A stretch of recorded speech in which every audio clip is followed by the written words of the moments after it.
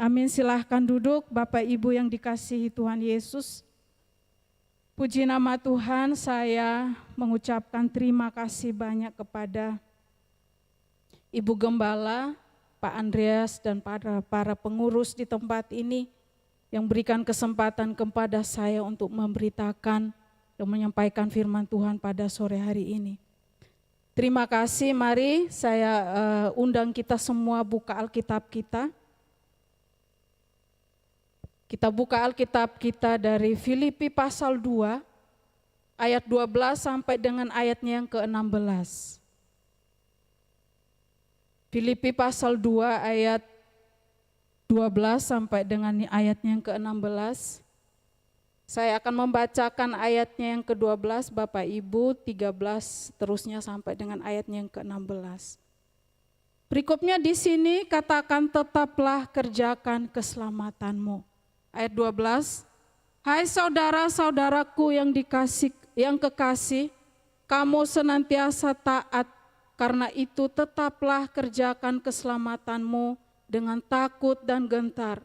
Bukan saja seperti waktu aku masih hadir, tetapi terlebih pula sekarang waktu aku tidak hadir. 13,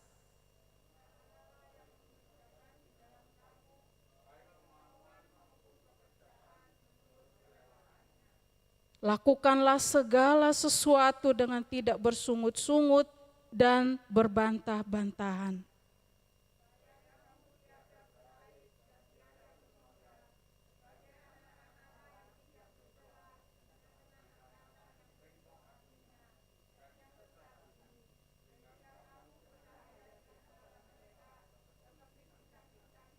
Ayat 16 kita sama-sama 2, 3. Sambil berpegang pada firman kehidupan, agar aku dapat bermegah pada hari Kristus, bahwa aku tidak percuma berlomba dan tidak percuma bersusah-susah. Amin. Bapak Ibu yang dikasihi oleh Tuhan Yesus Kristus, tema renungan kita pada sore hari ini memiliki tujuan hidup yang jelas.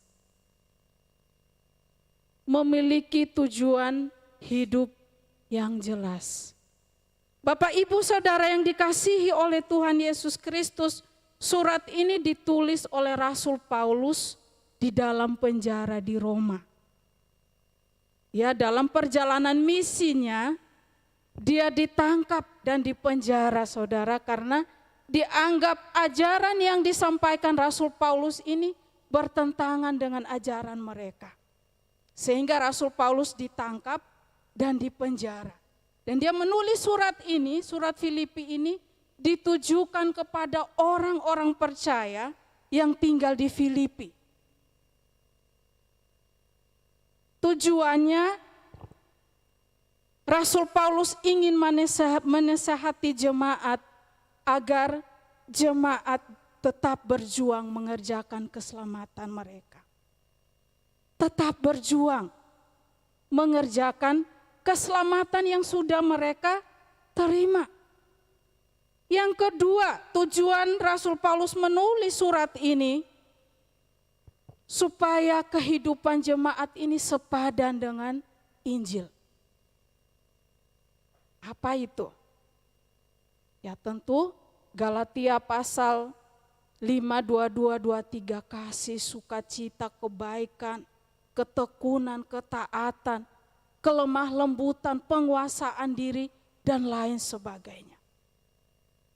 Kerjakan dengan tekun, kata Rasul Paulus. Kerjakan keselamatanmu. Rasul Paulus meminta jemaat agar tetap mengerjakan keselamatan mereka. Bapak Ibu Saudara yang dikasihi oleh Tuhan Yesus Kristus, bukan kita mengerjakan, kita berbuat baik kepada orang, kita sabar, kita tekun, bukan untuk masuk surga.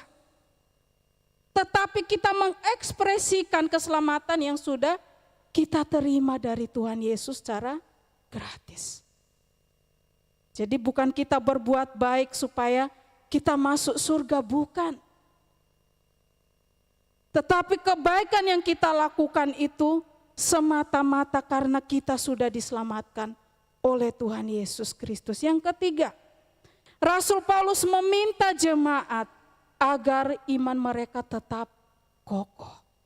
Tujuan Rasul Paulus menulis surat ini dan mengirimkan kepada jemaatnya yang di luar. Tujuannya agar iman mereka tetap kuat. Kenapa? Karena mereka hidup di lingkungan yang tidak mengenal siapa itu Mesias. Siapa itu?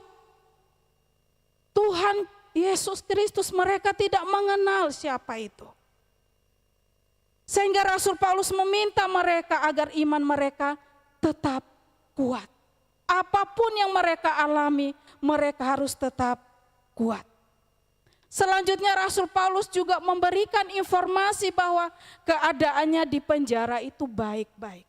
Saudara, kalau memperhatikan surat-suratnya Rasul Paulus, khususnya surat ini, dia mempunyai hubungan yang sangat dekat dengan jemaat. Sehingga kalau saudara tadi baca ayat 12, tetap kerjakan keselamatanmu di ayat terakhir ya, ayat 12. Tetapi terlebih pula sekarang waktu aku ada dan waktu aku tidak ada. Dia mempunyai hubungan yang sangat dekat dengan jemaat sehingga dia khawatir kalau ketika dia di penjara, jemaat itu berubah. Tidak lagi percaya kepada Yesus Kristus sehingga Rasul Paulus mengingatkan mereka supaya mereka tetap kuat, tetap kokoh. Apapun yang mereka hadapi, mereka harus tetap beriman kepada Yesus Kristus. Dan yang selanjutnya Rasul Paulus menulis surat ini kepada jemaat yang berada di Filipi agar mereka tidak takut sebab keadaannya juga baik-baik dan kehadirannya di dalam penjara banyak orang yang mengenal Kristus. Saudara, kalau saudara melihat perjalanan Rasul Paulus ini, luar biasa saudara. Dia bolak-balik di penjara bukan karena korupsi, bukan karena membunuh, tetapi karena Injil Kristus. Sehingga kalau Bapak Ibu melihat di pasal 1 ayat 21 dengan mantap dia katakan, hidup Kristus dan mati adalah keuntungan, cuan. Saya berpikir kok Rasul Paulus bisa ngomong mati kok cuan, mati kok untung.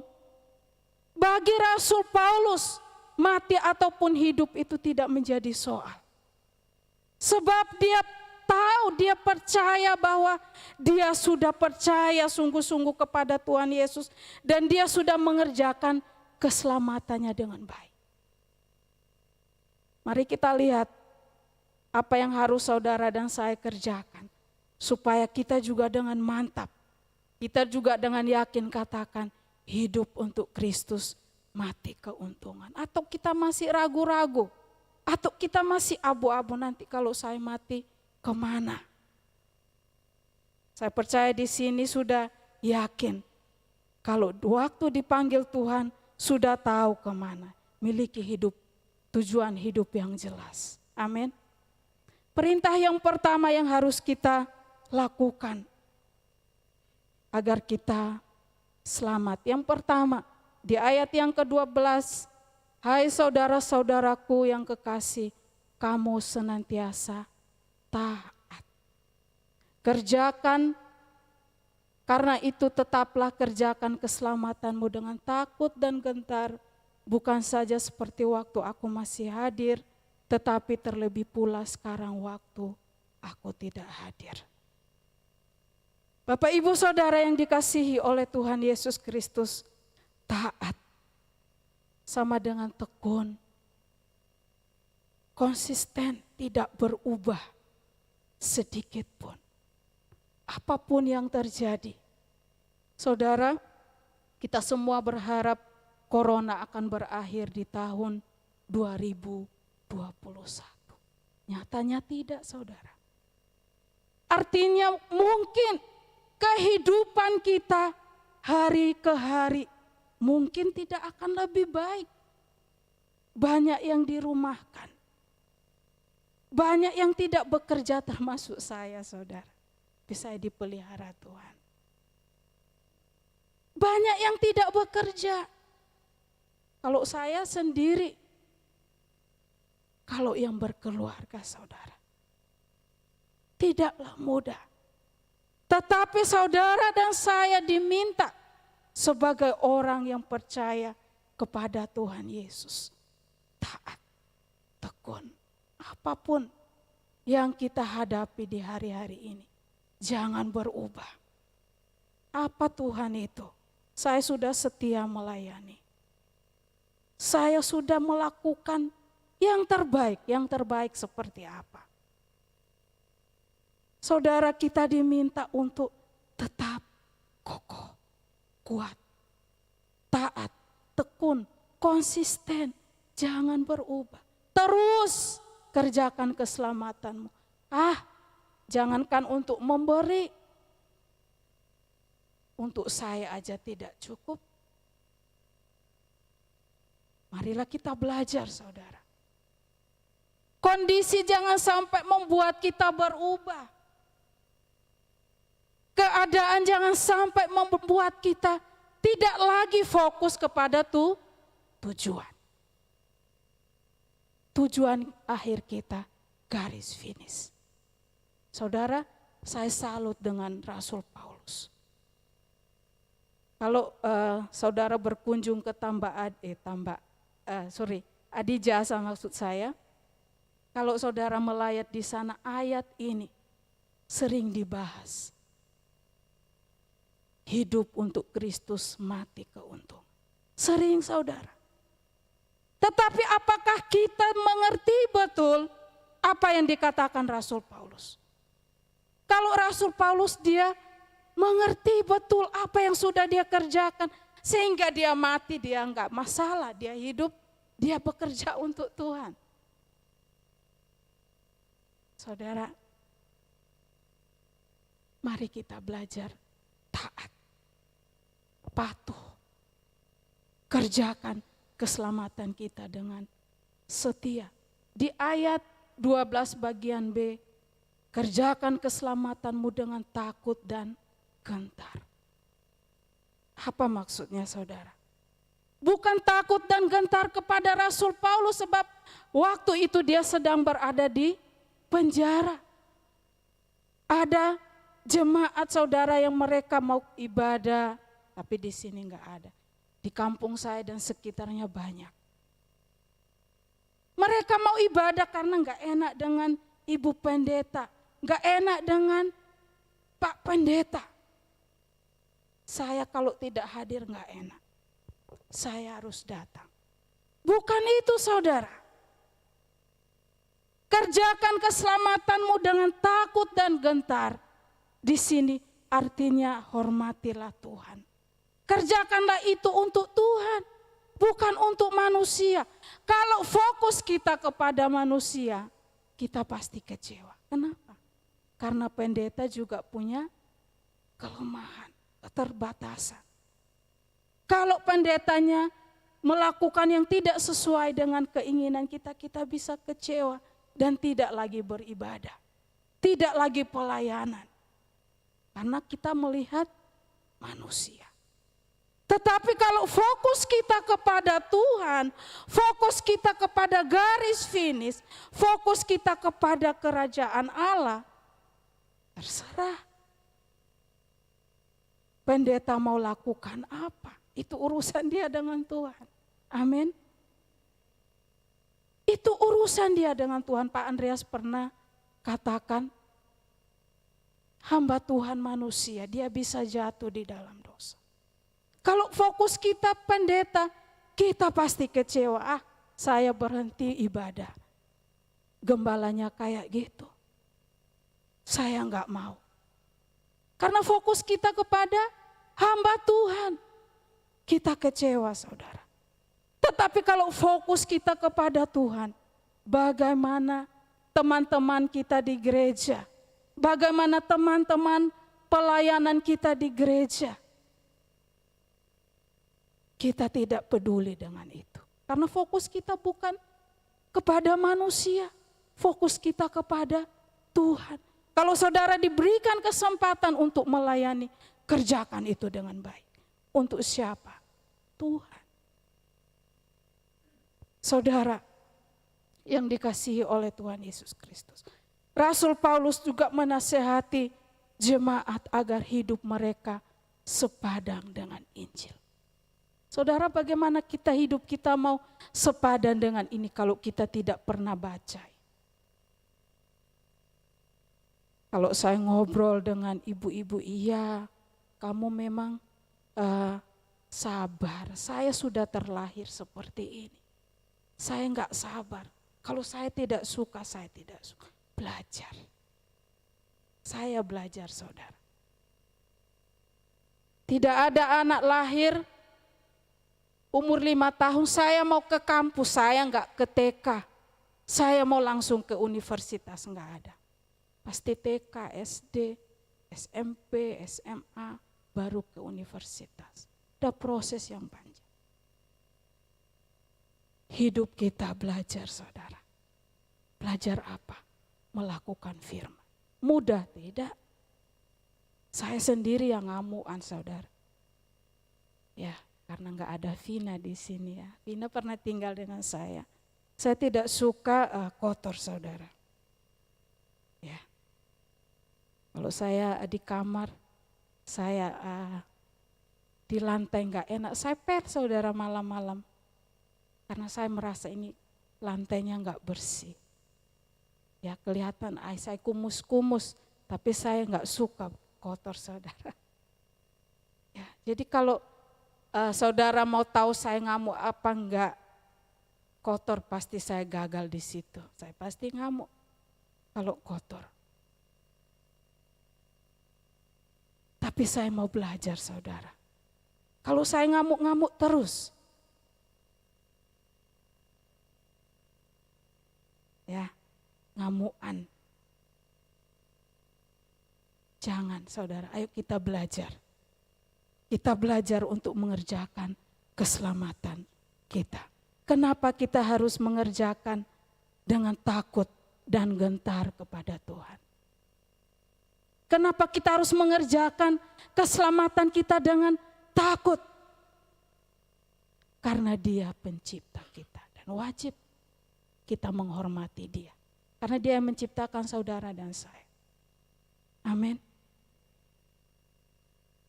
Kita harus menghormati Tuhan kita dengan mengerjakan keselamatan kita. Kita mengerjakan keselamatan kita dengan tekun, dengan taat, dengan konsisten. Bukan supaya nanti saya masuk surga, bukan. Kita sudah diselamat. Amin. Jangan dipek sendiri keselamatannya. Saya sudah diselamatkan, terserah yang lain mau masuk neraka, itu urusannya. Mungkin ada serumah yang belum kenal Kristus. Biasanya saudara, sikap kita itu lebih berbicara banyak daripada kita ngomong. Betul? Betul apa betul? Biasanya sikap kita itu lebih berbicara dan orang bisa, oh orang ini sabar ya. Orang ini baik. Orang ini tekun. Percuma saudara kalau kita nasihati orang lain, kamu ayo ibadah. Tapi kita yang gak pernah berangkat ibadah. Tapi kita kasih contoh. Kita ibadah lama-lama, oh iya. Orang itu setia, saya pun mau. Jadi biasanya anak kecil itu dia meniru perilaku yang dilakukan orang dewasa. Jadi menurut saya, kita orang Kristen, kita jangan bisa nasihati, bisa ngomong, kamu begini-begini, tapi kita tidak melakukan. Itu enggak akan ada pengaruhnya, tidak akan ada efeknya sama sekali. Tetapi kita ngomong dan kita lakukan, maka cepat atau lambat dia akan melihat dan meniru apa yang kita lakukan. Amin. Perintah yang pertama, lakukan keselamatanmu dengan takut dan gentar. Yang kedua, kenapa kita harus lakukan dengan tekun? Karena Dia sudah menebus dosa saudara dan saya lunas. Amin. Hanya saudara jangan ragu-ragu melakukan, kerjakan. Jangan berhenti. Saudara lihat Rasul Paulus. Penderitaannya tidak pernah menghentikan. Silakan Bapak Ibu cek di surat-suratnya. Saya berhenti pelayanan. Saya berhenti menyampaikan Injil. Nyatanya Tuhan tidak tolong saya kalau saya di penjara, ya dibiarkan. Tidak ada satu pernyataan. Dimanapun dia berada, dia selalu memberitakan Injil. Sehingga dia katakan, tidak salah kalau saya berlomba-lomba. Saya akan sampai ke tujuan akhir. Garis finish, yaitu surga kekal. Bapak Ibu Saudara yang dikasihi oleh Tuhan Yesus Kristus, perintah yang pertama yang harus saudara dan saya kerjakan tadi, yaitu kerjakan keselamatanmu dengan taat. Yaitu tadi Galatia pasal 5, 22, 23. Amin. Belajar saudara. Tidak ada yang tidak bisa kalau kita mau belajar. Pasti kita bisa. Perintah yang kedua yang harus saudara dan saya kerjakan. Yang diminta oleh Rasul Paulus. Perintah yang kedua di ayatnya yang ke-14. Lakukanlah segala sesuatu dengan tidak bersungut-sungut dan berbantah-bantah. Saudara, apa maksudnya? Saudara, kalau perhatikan ini, saya minta salah seorang membacakan, Ko Agus boleh? Keluaran pasal 15, 22 sampai 24. Keluaran pasal 15, 22 sampai 24.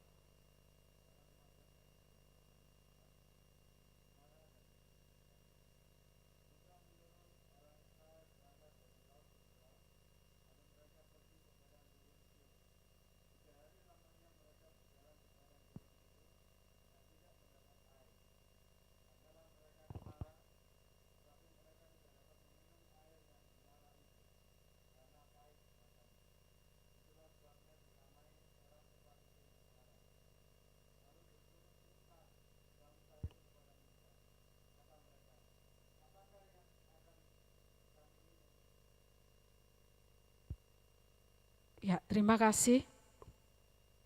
Bapak Ibu Saudara yang dikasihi oleh Tuhan Yesus, jangan bersungut-sungut di dalam mengerjakan keselamatan yang sudah kita terima. Ini merujuk kepada sikap bangsa Israel ketika mereka meninggalkan Mesir, saudara. Mereka berjalan 3 hari tidak ada minum. Dan mereka marah, saudara, marah kepada Musa. Apakah engkau bawa kami untuk mati di padang gurun? Saya terus merenungkan, saudara. Biasanya kita bilang gini, karena bangsa Israel ini kalau saudara melihat, mengikuti atau mempelajari kisah bangsa Israel, waktu mereka meninggalkan Mesir ini dipimpin langsung oleh Tuhan. Apa buktinya, saudara? Tiang awan dan tiang api. Mereka dipimpin langsung, saudara. Bayangkan 3 hari mereka tidak mendapatkan air untuk minum. Kalau saya mengerti, memahami kondisi orang Israel, rombongan pada waktu itu. Mengapa mereka marah-marah kepada Musa? Ya mungkin kalau kita nggak makan 3 hari, kalau saya mungkin masih bisa saudara. Tapi kalau nggak minum 3 hari, bisa dehidrasi, kita bisa lemas, bisa pingsan kita. Kalau nggak minum 3 hari. Saudara bayangkan kondisi padang gurun yang ekstrim sekali, siang panas sekali, malam dingin sekali, tidak ada air untuk diminum. Dan begitu ketemu air di Mara, airnya pahit. Saya mau tanya, jujur ya, kalau jemaat ini kita berandai-andai, seandainya jemaat Tambah Adi dipilih Tuhan, ayo siap-siap, AI, om-om, koko-koko, cece-cece, siap-siap. Kita akan berangkat. Bukan naik motor loh, bukan naik mobil, jalan kaki. 3 hari enggak minum. Apa yang bisa dibawa? Mereka bawa binatang saudara. Kalau saudara pelajari PL, mereka marah, apakah kami dan binatang kami mati di padang gurun karena enggak ada air. Waktu mereka marah kepada Musa, saya coba untuk memahami ya. Kalau saya ikut rombongan itu, saya jujur saudara, saya pasti marah. 3 hari udah gak minum, ketemu air pahit. Kira-kira marah enggak saudara? Marah saudara, pasti marah. Kita bilang kurang ajar. Ini orang Israel tidak tahu berterima kasih. Kalau saya enggak saudara. Mereka belajar. 40 tahun perjalanan saudara. Belajar untuk apa? Sabar. Tidak gampang marah. Tekun, taat, menghormati Tuhan. Bayangkan Tuhan sendiri memimpin loh. Mereka marah. Apalagi kita yang enggak dipimpin langsung sama Tuhan. Jangan-jangan kita lebih parah. Saudara, jangan bersungut-sungut di dalam mengerjakan keselamatanmu. Mudah tidak, saudara. Perjalanan hidup kita itu proses belajar. Sampai kapan? Sampai kita meninggalkan dunia ini baru berhenti belajar. Kalau ada yang sudah 70 tahun masih ngamuan, muring-muring ya. Saya tanya, muring-muring itu apa? Soalnya saya dibilangin are yang muring-muring. Apa yang muring-muring ya? Nanti saya akan tanya muring-muring ini apa? Saya sampai di sekolah saya tanya teman saya orang Jawa. Bu, muring-muring itu apa ya? Kenapa Bu? Soalnya saya dibilang muring-muring, tapi saya enggak tahu muring-muring itu apa. Oh marah-marah, oh iya ya. Ya saya dibilang muring-muring. Ya memang ada, saya lama di Jawa ini saudara, kuliah di Jawa. Tapi banyak juga kata-kata yang kadang istilah-istilah Jawa itu kadang saya enggak ngerti. Tetapi kalau saya pulang Bapak Ibu mau tahu, kalau di Kupang di kampung saya itu banyak Jawa Madura. Mereka jualan saudara, ya toko bakso. Nah, kalau di sana pintar ngomong bahasa Jawa, nggak usah disuting nggak apa-apa, ya. Kalau bisa ngomong bahasa Jawa dengan mereka, ada diskonnya saudara. Jadi mau tidak mau, di sana saya ngomong saudara. Kadang ditertawain sama mbaknya itu.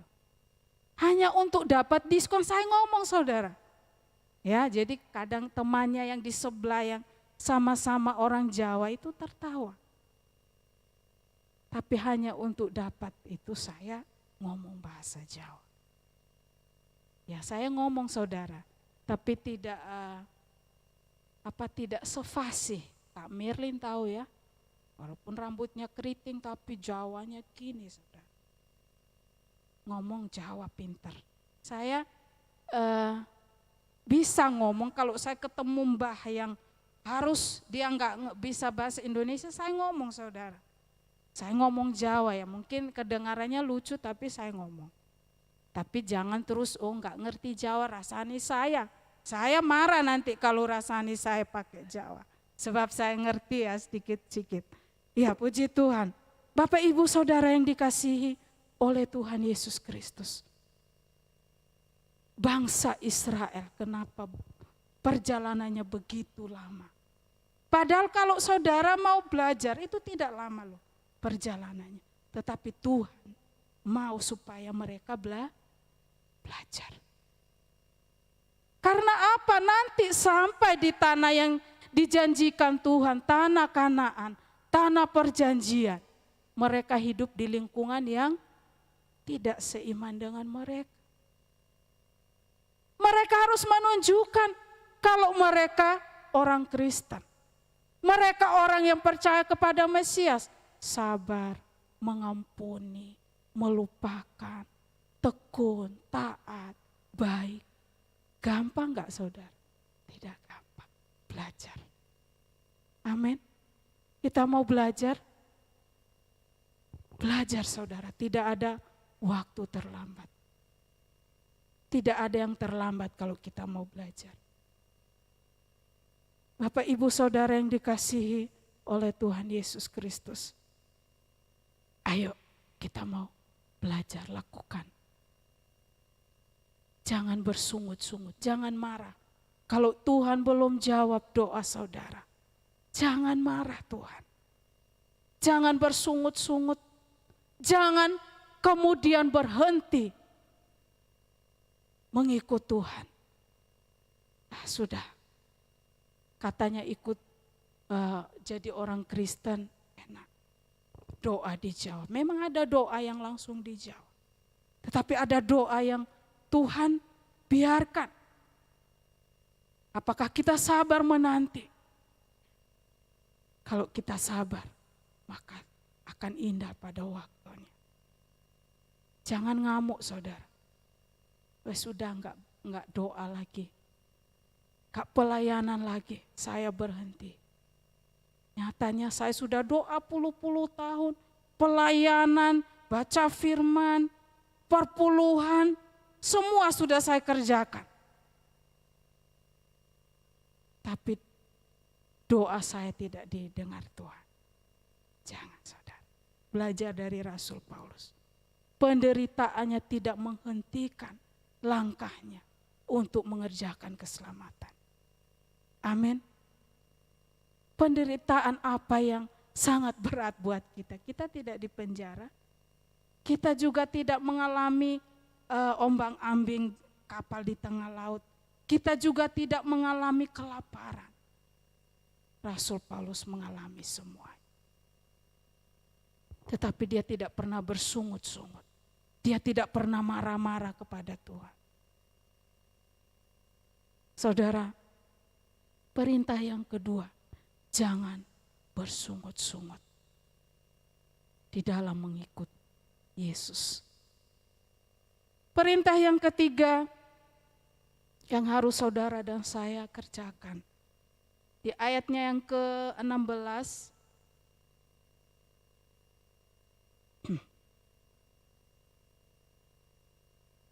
sambil berpegang pada firman kehidupan, agar aku dapat bermegah pada hari Kristus, bahwa aku tidak percuma berlomba dan tidak percuma bersusah-susah. Perintah yang ketiga, kalau pertama tadi, kerjakan keselamatanmu dengan tekun, taat. Yang kedua, jangan bersungut-sungut di dalam mengerjakan keselamatanmu, di dalam mengiring Yesus. Yang ketiga, tetap pegang teguh Injil Kristus. Di ayat 16, sambil berpegang pada firman kehidupan.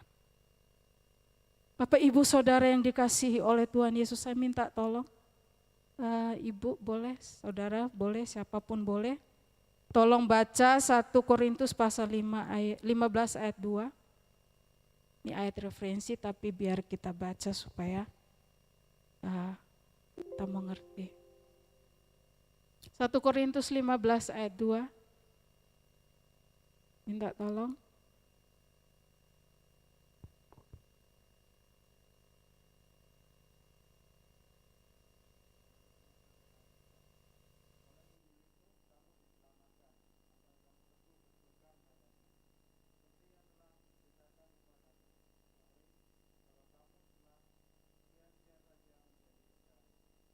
Amin. Berpegang teguh kepada Injil. Karena Injil adalah keselamatan. Pegang teguh, jangan sampai lepaskan.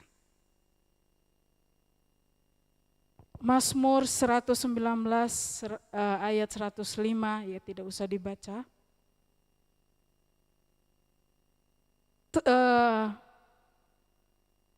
Boleh dibaca lah ya. Pak Agus minta tolong lagi, Mazmur 119 ayat 105.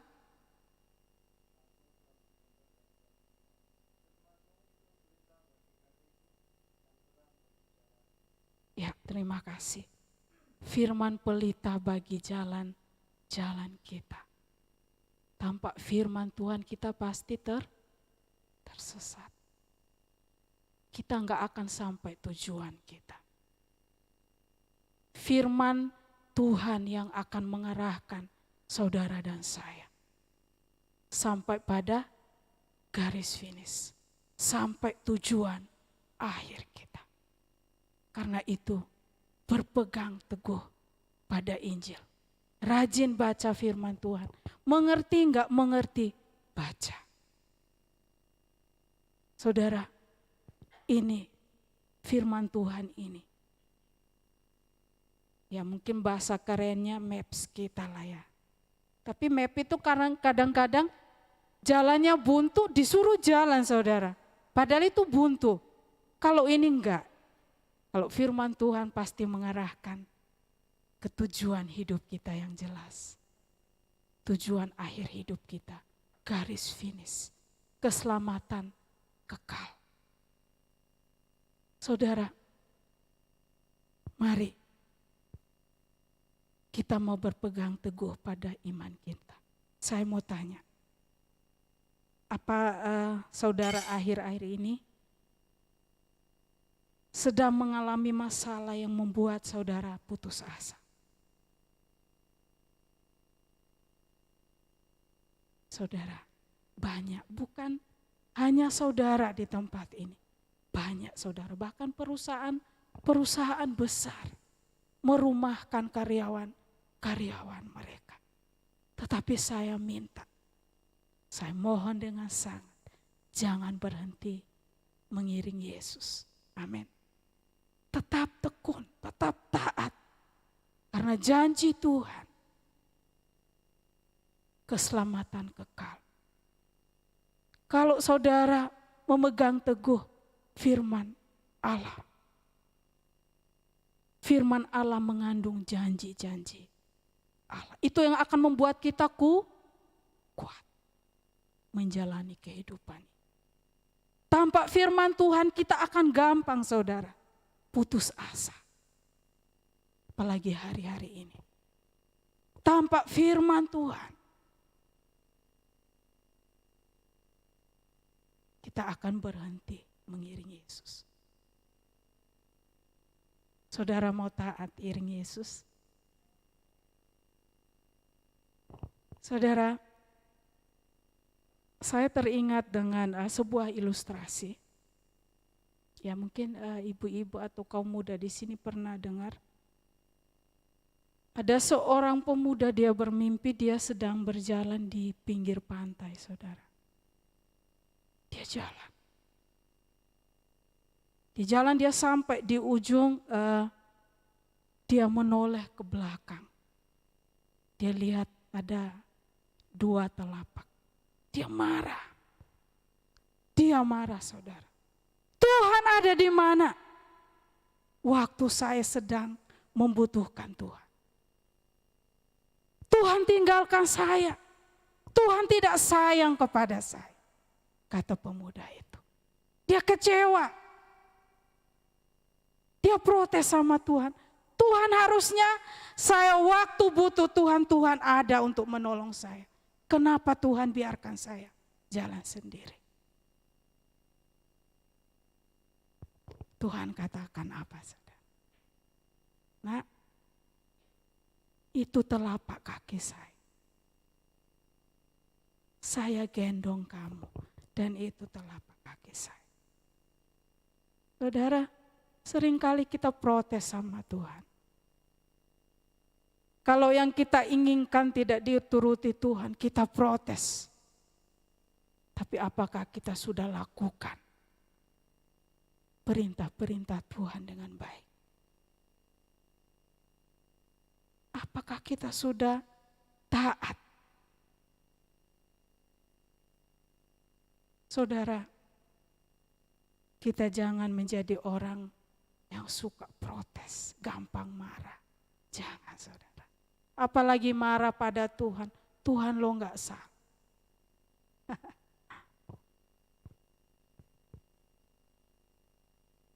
Bapak Ibu Saudara yang dikasihi oleh Tuhan Yesus Kristus. Bersyukur saudara. Kita diberikan kesempatan sampai hari ini. Coba kita introspeksi diri masing-masing. Tuhan, apakah saya sudah mengerjakan keselamatan saya dengan baik? Kalau belum, ayo kita sama-sama belajar. Amin. Tuhan Yesus memberkati. Saya undang pemain musik. Saya ingin kita menaikkan